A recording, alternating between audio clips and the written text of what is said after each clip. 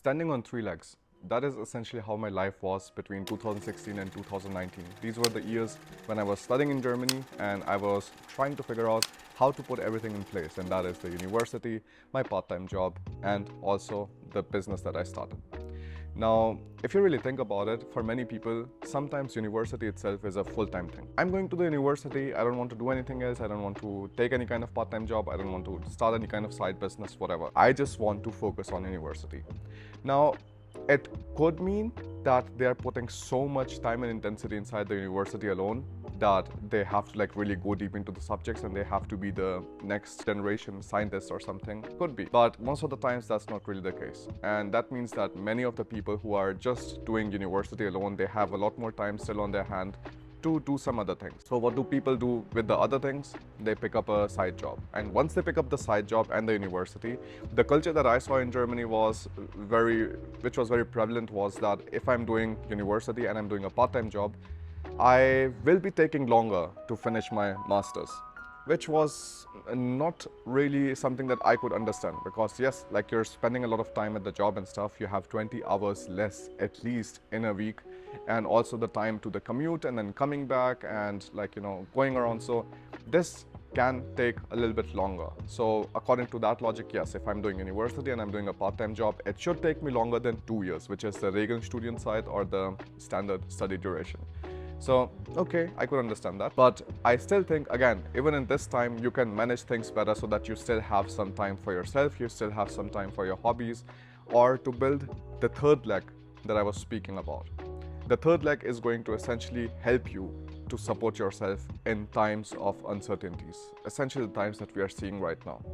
And this could be, for many people it was freelancing, for many people it was drop shipping, it was website development and doing video editing, doing so many different things in this gig economy that we have right now. So it wasn't really something that you always have to start a YouTube channel. I actually met so many more people. I think I met 3 or 4 people whom I spoke to who were into drop shipping, into video editing, had their own multiple other these employees whom they were not employees but more like contractors, because if you're again having an employee, you have to pay the entire social contribution, have to register to the finance and things like that. So they were just doing it on the contract basis. So that was also very, very interesting, because people were still building these structures while they were in the university. So many people who are especially into the IT field, they go ahead and they start building their own apps, and they start then partnering up with people from the business schools or their business colleagues and so on, so that they are able to take care of the marketing side, things like that. So I definitely believe that this wasn't really something that needs to be done full-time alone. If you have a set time frame, for example, if I really look back onto the time, I will be 28 now in a week, which already feels like a grandpa age. But if you take a look at this age range, from 20s to 30s, this is really the time where you can try as many things as possible, because every single year which gets added on top of that, your desire, your courage to take more risks just keeps on declining. So this is the reason I believe that doing just one thing alone, for 50% of this duration, for example, you're starting from 20 and you're doing your master's and your bachelor's, and you're finishing, let's say, till 25 or 24 or something, it's almost 50% of the time frame that you have. And in this time frame, you have only done one thing. So you don't really have an idea of how other things might look like for you, which really leaves you at a disadvantage, because if you would be trying these 3, 4, 5 different things at the same time, and you're able to kind of manage it in a way that, how do you manage it in a way? So that's essentially what I also wanted to speak about.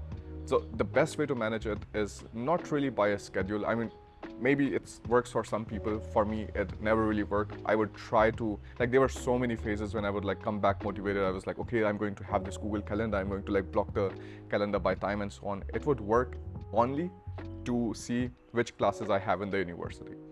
Around it, it wouldn't really work.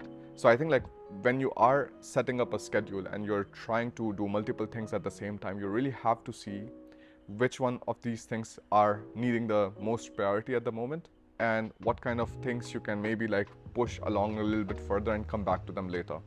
So you have to be a little bit more flexible, because what I've learned is in the longer run, if you are too rigid with these things, it might work for you for a week or 2 weeks or something, but as soon as some birthday party comes in, you have to go out with the friends or something, or like you have to go to a family function, whatever, like once these things start coming in, everything starts falling apart. And another problem that people which have a rigid structure face is that they feel like if they did one thing wrong, the entire schedule doesn't make sense anymore, the entire day doesn't make sense anymore, so I'm going to start tomorrow, today is screwed anyways. Which is also a very stupid way of thinking about things, because like these 24 hours you have, once they evaporate, you are never going to get them again. So in these 10 years, whatever time you have left, I think you should really try to make the most of it. And I would also completely already foresee this, that most of the people would not have the mindset or the understanding to be that mature, because like think about it, like we're just like, we turn 18, we just get a driving license, we want to like do things, we want to travel around, we want to like just see so many different things, and then at the same time you're telling me that I also have to worry about all these three different things and see like how do I figure these things out better. But I mean, like, it really is about how much you want to delay the satisfaction of like living a nice life. For me, it was very important, and I think like it kind of started with some of the worst phases that we had in our life together, where Alina and we were living together, and we had to go to the state and like, you know, ask for some support and stuff. And I think we received support for 3 months, 200 euros per month. But for those 3 months, I was going every single day, not every single day, but every second week to the job center, so that like they see, okay, like, you know, what are my qualifications and stuff, where can I apply for jobs, things like that. And it wasn't that I didn't have a job. I had a job, but the job was starting in November. And I moved to Germany, I think in August or something, and we were like living together, so it was considered a one household. So that was something very interesting that happened to us. So at that time I was like, you know, like this is not a nice situation to be in at all.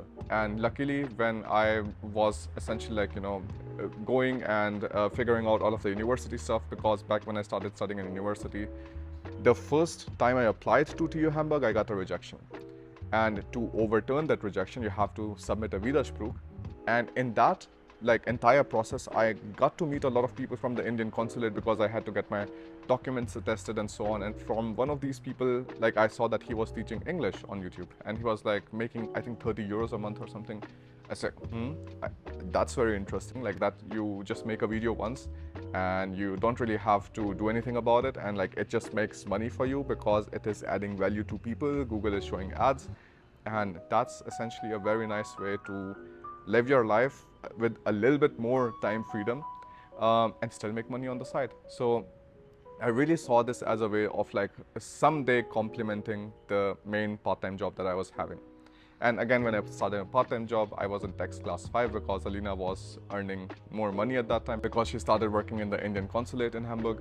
And I was, I think, making 500 euros or something. She was making then 1500 euros. So of course I had to take the tax class 5, and then tax class 5, almost 50% of your amount gets cut. So I was like going home with like 220 or 230 euros in the end. So that was also like another thing, like, you know, what am I working for? Because I was technically working for 12 euros 50 per hour, and like most of the tax class 1 people, which are like single people, they don't have these high taxes at all. For tax class 5, like it just really gets reduced to half. And for me, like the 12 euros 50 just became like 6 euros 25, which is what? Which is like 1 euro, not even 1 euro, 10 cents per minute. So I think that's like a very, very low way to like sell your time. So that's why like I was like, okay, anytime I have free from the university and from the part-time job, I'm going to start making these YouTube videos. And that was first just to test the idea, because nobody was making these kind of videos about studying in Germany and like how it is in a higher education hub and so on. I was the first one who started, and then once like there was another YouTuber who started right after me, and like he's also like pretty big. So after like 1 year completed almost, I think like in November or something, I saw another channel which started with the same thing, because I think our channel like really grew very well at that time. So then of course other people start seeing what is working, what isn't working, and then they also like, you know, start rolling in. But it's not really always a negative thing, because it also kind of like generates more awareness about the purpose that you're trying to educate people about. And that is like, you know, if you don't really see any kind of purpose or motivation in where you are being right now. Like, you can simply move to a new place, you can see a new surrounding, and maybe you like it better there. And for me, that place was Germany. Like, once I came to Germany, it was just like so many things changed. The mindset changed, how I used to work changed, how professional I used to be with things changed, punctuality changed, like the presentation style changed, all of these things, which were really, really helpful. So main thing I would say is, like, it's super important that when you are thinking about doing one thing, try to see if you can do another thing on top, because that is going to, of course, ease your burden in the longer run. And if you can do the second thing, see if you can also do a third thing. Don't be too rigid with whatever kind of schedules you plan, because life is very, very unpredictable. Things can happen all the time. So you might have to change the schedule, and many people who are into the mindset of a very rigid schedule, they just then fail to follow through. Then the third thing is, see what kind of things you can delay a little bit further. If you can delay them without any kind of like long-term cost to you, then it is fine to delay them a little bit so that you can come back to them and you can do the most important task at hand. Sleep, I think, is a fourth thing that you can say. Some people say, all right, like, when I'm super motivated, I can get by with less sleep. I've seen that. I've had those phases in my life to where I'm like sleeping for 4 hours and I'm completely fine. I'm able to work the next day too. But this is not really something that you want to do for a longer run, because it will definitely start to take some kind of toll on your health. So sleep is still important. But like, if you are not able to sleep like for 6 hours at once, I think like 4 hours, 5 hours is at least something like minimum you should have. Do some 5-hour like sleep or something at night, and then afterwards you also have a 2-hour or 1-hour nap during the day. So that also like kind of gets you covered. I don't really believe that you shouldn't nap during the day. I think there are people like who can be very, very energized after the nap, and there are people who get like really sloppy after it. So you really have to see what works the best for you. So this was a quick idea about how I managed these 3 things. And also, I think a bonus thing here in the end is, once you're starting your new business, never quit your full-time job or part-time job. Never, like, keep it as long as possible, because that is going to help you make decisions for the longer run in your business. For me, like, I did not quit my part-time job like till the business was like already covering our basic expenses and was also like making us some profit on top. So at that time I was like, okay, like things are running well, and now I really have to focus completely on the business so that I can grow it further. So I did that. That's pretty much it from my side. If you have any kind of questions and stuff, you can let me know in the comments, and I will see you in the next video.